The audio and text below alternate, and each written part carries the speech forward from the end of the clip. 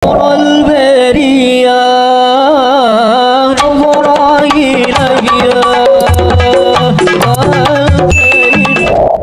caranya memupuk rasa cinta tanah air sebagai anak muslim yang milenial? Kalian anak muda ini cinta tanah air. Ya, bagaimana cara mewujudkannya Pak Ustadz? Buatlah yang kira-kira membuat kita membangkitkan adrenalin semangat. Kumpul beberapa anak muda, komunitas, pergi ke panti asuhan, ajak anak-anak makan bareng, makan siang bareng. Kalau untuk ngasih sebulan kalian belum mampu, bapak kalian, ibu kalian bisa, tapi kalian belum. Maka ajak makan siang bersama anak yatim. Mereka anak-anak Indonesia, anak suku bangsa kita, tapi cuma kurang beruntung karena bapaknya meninggal, susah aja. Makan siang bareng besok, jangan tunda-tunda, besok hari Ahad. Kebetulan momen Agustus sekaligus Muharram. Datang, tunggu. Assalamualaikum Pak Panti Asuhan. Ya, Bapak Ketua Panti. Ya, berapa anak yatim di sini? Ada 300 orang. Keluarkan, kami mau makan sama. Berapa? Nah, agak 10 orang aja. Karena kebetulan kalian komunitasnya nggak banyak, cuma 10. Nah, makan bareng itu untuk membangkitkan persaudaraan, untuk membangkitkan kesamaan kita. Kemudian buat lagi cerita, datangi veteran-veteran perang kita. Ini untuk membangkitkan sesama anak bangsa. Ternyata ada anak bangsa yang kurang beruntung. Lalu kemudian untuk membangkitkan cinta tanah air kita, datangi veteran-veteran rumah-rumah jompo yang masa itu mereka masa kependudukan Jepang yang usianya sekarang 70, 80. Sebenarnya saat melihat mereka, kita bukan sedang melihat orang lain. Saat itu kita sedang melihat diri kita 50 tahun yang akan datang. Kalian yang sekarang berumur 20 pergi ke panti jompo, kalian sedang melihat diri kalian 50 tahun akan datang. Begitulah bentuk kulitmu yang tak lagi mulus keriput, begitulah bentuk wajahmu yang mulai turun ke bawah, begitulah bentuk rambutmu yang sudah mulai memutih. Dan banyak cerita kepada mereka bagaimana dulu saat berjuang melawan Jepang, bagaimana dulu saat berjuang melawan Belanda. Nah, ini membangkitkan cinta tanah air. Setelah itu barulah bangkit semangat mahasiswa-mahasiswa dari fakultas apa? Kedokteran. Serius, profesional, jadi dokter spesialis. Hasil dari dokter spesialis, kalian akan bangun masjid, akan menyantuni anak yatim, akan menyekolahkan fakir miskin, sehingga negeri ini akan bangga punya anak-anak bangsa yang menjaga harkat martabat anak bangsa, insyaallah. Amin. Saya kalau anak muda yang bertanya semangat saya, tapi kalau yang tua-tua semangat juga.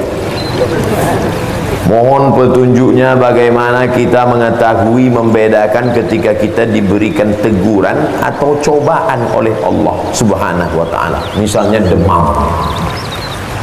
Misalnya demam. Dari mana kita tahu demam itu teguran apa cobaan? Ada kalanya sakit itu untuk menghapus dosa. Ada kalanya sakit itu untuk mengangkat derajat. Ada kalanya sakit itu laknat. Ada kalanya sakit itu menempatkan kita di surga yang tertinggi. Dari mana kita tahu bahwa demam kita itu masuk kategori demam level A, level B, level C? Apakah dari panasnya? Pakai termometer, oh panas Anda 40. Nah, ini laknat nih. Tak bisa. Makanya dalam hadis qudsi dikatakan, ana inda husni zanni abdi bi, aku menurut prasangka hambaku padaku, maka kita mesti husnul dzan. Andai besok kita demam, nauzubillah, sekedar sampel contoh, maka yang pertama kita pakai hadis, la yusibul mu'min min nasabin wala wasabin wala saqamin wala syaukin yastakuha.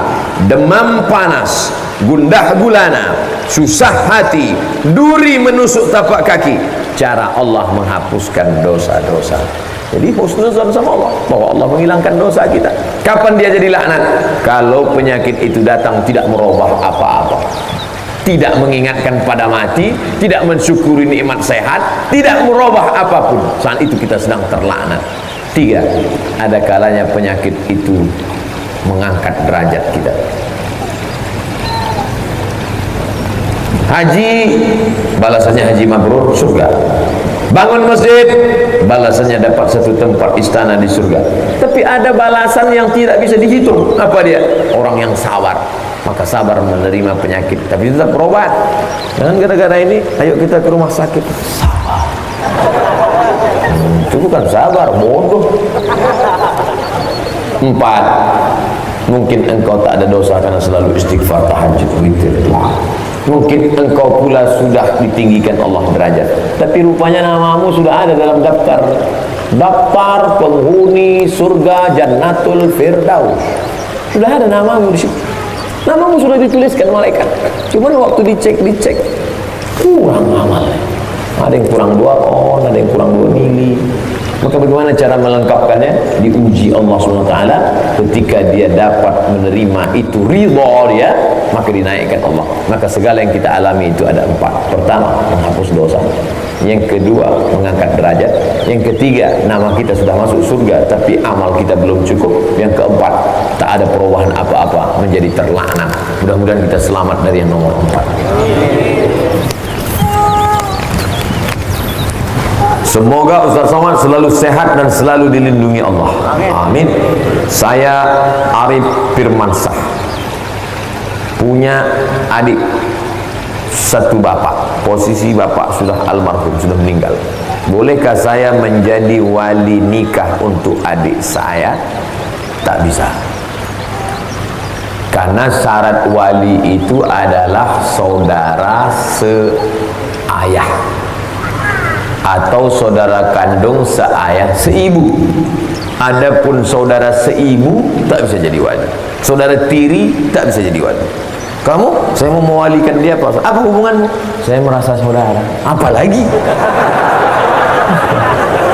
Nah, jadi ini bukan masalah rasa-rasa, bro. Jadi harus ada hubungan nasab. Kamu, saya mau mewalikan dia, Pak Ustaz. Apa hubungan sama? Saya hubungan nasib, Pak Ustaz. Nggak bisa. Lalu sebab itu ada hubungan nasab. Wali ibu, ibu. Wali adik, anak-anak gadis, wali kalian ada 6. Pertama, ayah. Tak ada ayah, kakek. Kakek itu apa, Pak Ustaz? Grandfather. Yang kedua, abang. Adik, adik ayah atau abang ayah. Kami di Sumatera abang, kalian mau pakai kakak, terserah lah. Yang penting samanya itu. Oleh sebab itu maka 6 orang inilah yang menjadi walimu. Wali, tugasmu bukan cuma menikahkan saja. Wali bertanggung jawab kalau anaknya, cucunya, ponakannya, adiknya pakai jilbab pasrah tapi tak rela. Pakai jilbab sakaratul maut. Pakai jilbab setengah hati. Tidak menutup aurat, kau akan dituntut di hadapan Allah. Selangkah lagi kau mau masuk surga. Tapi kalau kau biarkan perempuan yang menjadi tanggung jawabmu ini, maka kau juga selangkah lagi masuk neraka. Oleh sebab itu jaga adik perempuan kita, jangan sembarangan dibawa oleh laki-laki. Mas, aku bawa adikmu ya, bawa lah. Jam 12 nggak apa-apa, alah pagi pun nggak apa-apa. Nanti pinjam motor kau sebentar ya. Nggak bisa. Oleh sebab itu ini tanggung jawab luar biasa. Tapi bukan berarti karena tidak bisa diwalikan lalu tidak peduli, tetap peduli. Tapi masalah urusan wali bukan sembarangan. Jangan menikah tanpa wali. La nikah, tidak sah nikah illa biwaliyin, kecuali dengan wali, wa syahidai adlin, dengan 2 saksi yang adil. Ini banyak nih sekarang nikah pulang, itu siapa? Suamiku. Kapan kau nikah? Kemarin. Walinya udah saya bayar kemarin wali. Wali dibayar. Emang Pak RT? Pak RT pula marah pula Pak RT. Ustadz yang disayangi Allah, amin. Bolehkah badal haji laki-laki dilaksanakan perempuan? Boleh. Mana dalilnya? Ada seorang perempuan mau membadalkan haji ayahnya karena ayahnya sakit keras. Badal haji itu apa? Melaksanakan haji untuk orang 2. 1 sudah meninggal dunia, yang 1 masih hidup tapi sakit keras. Dalilnya ada. Labbaik Allahumma subrumah, labbaik Allahumma subrumah, aku menghajikan subrumah. Nabi nanya, ente ngajikan siapa? Subrumah. Subrumah itu siapa? Akhi, my brother, setulurku, saudara saya. Dia sudah meninggal dunia. Ya. Kau sudah haji apa belum? Belum. Hajikan dulu dirimu, baru hajikan Subrumah. Itulah dalil boleh menghajikan orang yang sudah meninggal. Mudah-mudahan kita semua bisa berangkat haji. Setelah adik-adik nanti haji, pas haji yang kedua, itu kau hajikan saudaramu. Pas nanti sampai di Bir Ali, labbaik Allahumma umrah an fulan bin fulan, aku hajikan saudaraku si fulan bin fulan, aku umrohkan. Bagaimana kalau jamaahnya laki-laki mau menghajikan ibunya? Sah. Bagaimana kalau jamaahnya perempuan mau menghajikan bapaknya? Sah. Dalil tentang ini hadis sahih. Ya Rasulullah, bapak saya kalau dinaikkan ke atas onta jatuh. Naik atas onta jatuh. Sudah tua, tulang belakangnya tak bisa lurus lagi. Bolehkah saya hajikan dia? Boleh. Itu dalil yang sudah tua bisa dihajikan karena tak sanggup lagi naik pesawat. Bagaimana sikap saya jika istri saya mohon maaf selingkuh dengan sahabat saya sendiri? Az-zaniyatu waz-zani, laki-laki perempuan yang berzina, fajlidu kulla wahidin minhuma bi'ata jaldah, cambuk 100 kali kalau belum nikah. Kalau sudah nikah, farjumuhumal battah, dimasukkan ke dalam tanah, dilempar batu sampai mati. Ini selingkuh dia dengan temanmu, maka kau panggil dia baik-baik, kasih tahu dia, kau kalau hidup zaman Nabi udah lempar pakai batu, udah mati kau. Kalau kau bisa menerima dia, taubat dia, terima dia baik. Tapi kalau kau tak bisa menerima dia dengan baik, bunga bukan setangkai, kumbang bukan seekor, patah tumbuh hilang berganti, hilang satu tumbuh seribu. Emang main bola tepuk tangan. Jangan mulutmu berkata siap, tapi hatimu berkata tidak. Lain di bibir, lain di hati. Itu judul lagu. Selesai saya sholat Jumat, datang jamaah. Ustaz Somad, ya, istri saya selingkuh 2 tahun Pak Ustaz. Terus akhirnya ketahuan. Terus bisa kamu terima dia? Bisa Pak Ustaz. Siap kamu menerima apa adanya? Siap Pak Ustaz. Nah, jagalah. Kalau siap jaga. Jangan mulutmu mengatakan siap menerima tapi hatimu tidak. Akhirnya setiap melihat dia nampak wajah selingkuhannya. Aku Pak Ustaz memang udah siap, tapi pas melihat wajahnya mau kutusuk aja kepalanya. Tak bisa. Tidak ada laki-laki yang sanggup siap, karena laki-laki yang siap adalah laki-laki dayus. Dayus cemburu. La yadkhulul jannah, tak masuk surga. Siapa yang tak masuk surga itu ya Rasulullah? Dayus. Siapa dayus? La yagharu ala maharimihi, tak ada rasa cemburunya. Tak ada rasa cemburu. Bininya dibawa orang, cuek aja deh. Tadi kulihat istrimu dibawa orang nonton. Udah biasa. Ini dayus ini. Dayus tak mencium bau surga. Tapi jangan pula terlalu cemburu. Sampai istri beli kangkung pun gak bisa. Ente kenapa gak beli kangkung? Suamiku curiga sama tukang jual kangkung. Ini itu namanya posesif. Terlalu cemburu.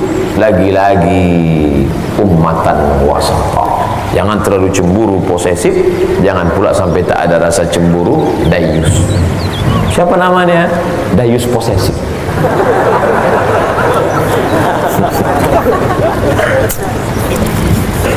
Hai perempuan, tidak ada laki-laki yang bisa menerima perempuan yang berselingkuh. Kalaupun ada, dia akan balas dengan perselingkuhan yang lain. Karena tabiat laki-laki adalah ayam jantan yang perkasa. Ayam jantan 2 ekor, masukkan ayam betina, buat 1 kandang. Sampai mati ayam jantan itu. Berdarah, dicakar, diinjak, dipatok. Mati ayam jantan, berkelahi untuk merebut 1 ayam betina. Begitu ayam. Beda sama babi. 2 ekor babi jantan, masukkan 1 babi betina, nanti buatnya bertiga. Kalau tak percaya, tes.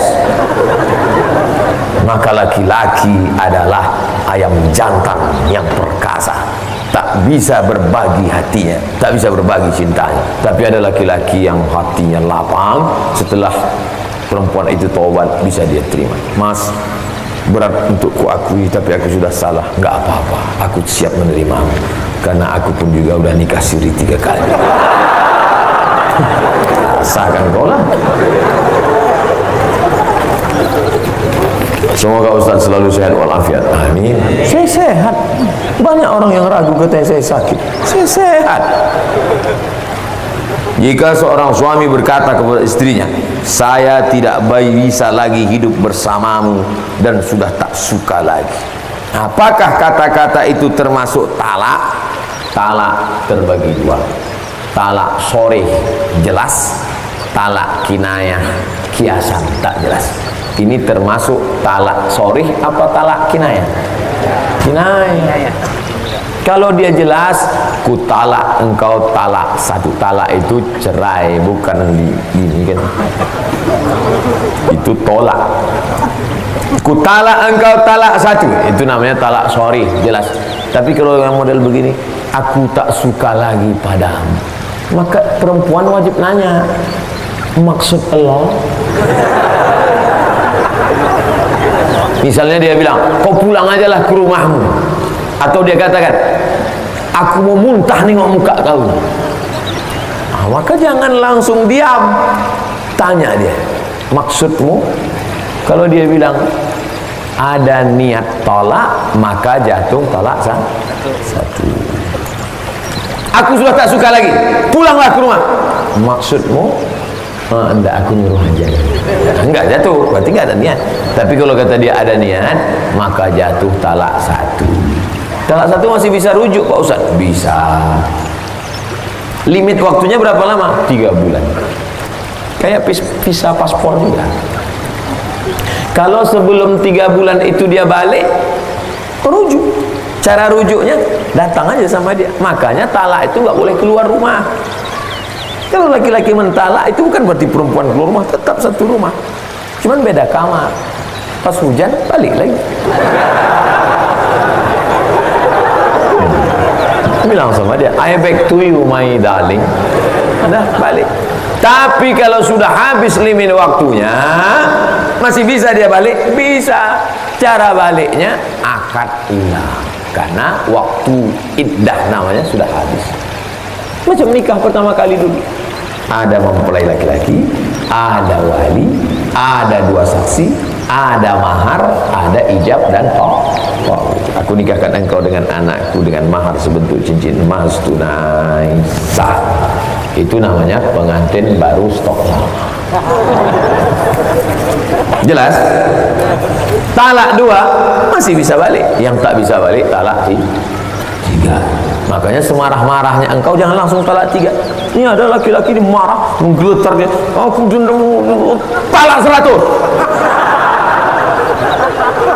Talak 100 jatuhnya 3. Ku talak engkau sebanyak bintang di langit. Jatuh 3.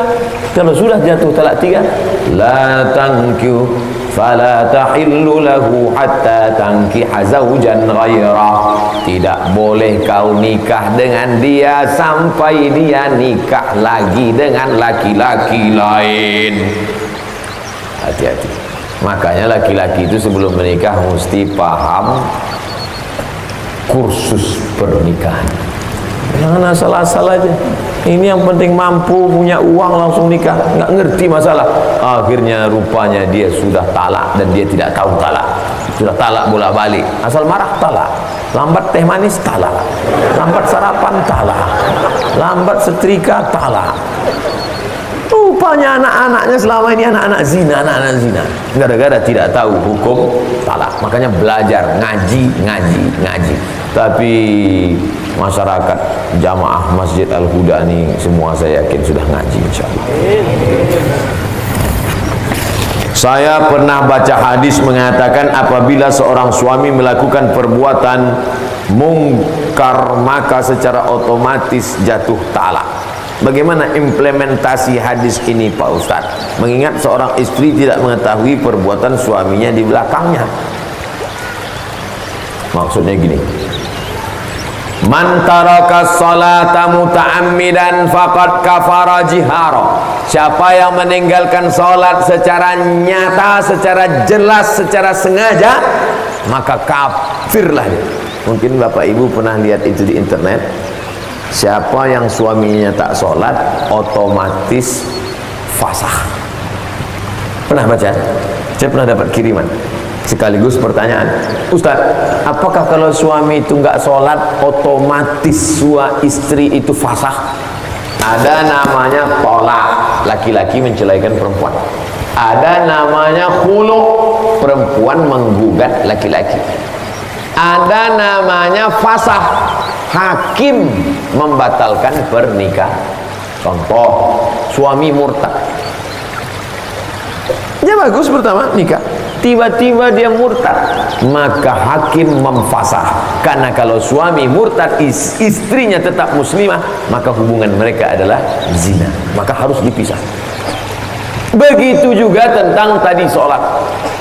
Kalau dia meninggalkan sholat secara sengaja, secara sadar, pas ditanya, kamu nggak sholat mas? Ah, sholat buang-buang waktu aja, maka itu sudah fasakh. Hakim menjatuhkan, hakim mesti memanggil dia, dipanggil oleh wilayah hisbah. Ini sudah fasakh. Kalau mau taubat dia, bersyahadat ulang, masuk Islam dia balik, baru bisa disatukan balik.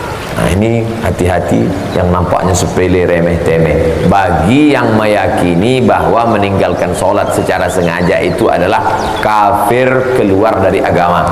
Tapi menurut Imam Nawawi, orang yang tidak sholat itu terbagi dua. Pertama, karena malas. Kalau malas tak sampai kafir, dia hanya fasik saja. Fasik artinya tetap Islam, cuma Allah tak beri hidayah pada dia. Itulah makna ayat Allahu la yahdil qaumal fasiqin. Kok kenapa gak sholat? Aku sebetulnya percaya ayat sholat. Terus kenapa gak sholat? Lagi malas aja. Nantilah udah agak-agak mati, mau mati saja. Tapi kalau dia mengingkari, kenapa kamu gak sholat? Sebenarnya sholat itu gak relevan untuk zaman sekarang. Ribet sekali sholat itu. Ambil wudhu, buka kaos kaki. Coba kalau ibadahnya pejam mata, selesai, kan enak.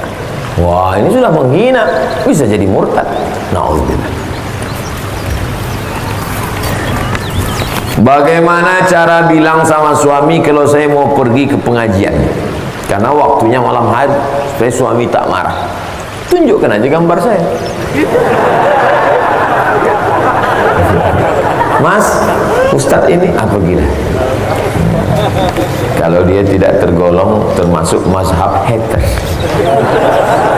kalau dia masuk golongan lovers. Mas, saya izin ada pengajian di Masjid Al-Huda. Kamu pergi sama siapa? Ini sama rombongan ibu-ibu jamaah pengajian, mak-mak garis keras. Maksudnya keras berprinsip dalam ibadah, bukan keras dalam hal yang lain. Apa gila pengajian? Hai suami-suami, hai laki-laki, aslinya laki-laki yang mengajar perempuan. Aslinya laki-laki yang memberitahu perempuan bagaimana sholatmu, bagaimana puasamu, bagaimana qadhamu, bagaimana zakatmu, bagaimana infakmu, bagaimana jilbabmu.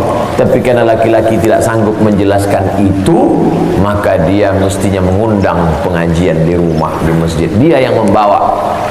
Ya ayyuhalladzina amanu, hai para suami-suami, qu anfusakum, jaga dirimu, wa ahlikum, istri anakmu, nara, dari api neraka.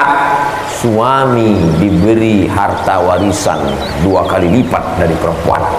Laki-laki diberikan kuasa, ar-rijalu qawwamuna 'alan nisa. Bukan karena Islam diskriminatif, tapi karena tanggung jawab laki-laki yang besar. Siap jadi laki-laki? Banyak sekarang laki-laki nggak siap jadi laki-laki, berotot tapi melambai.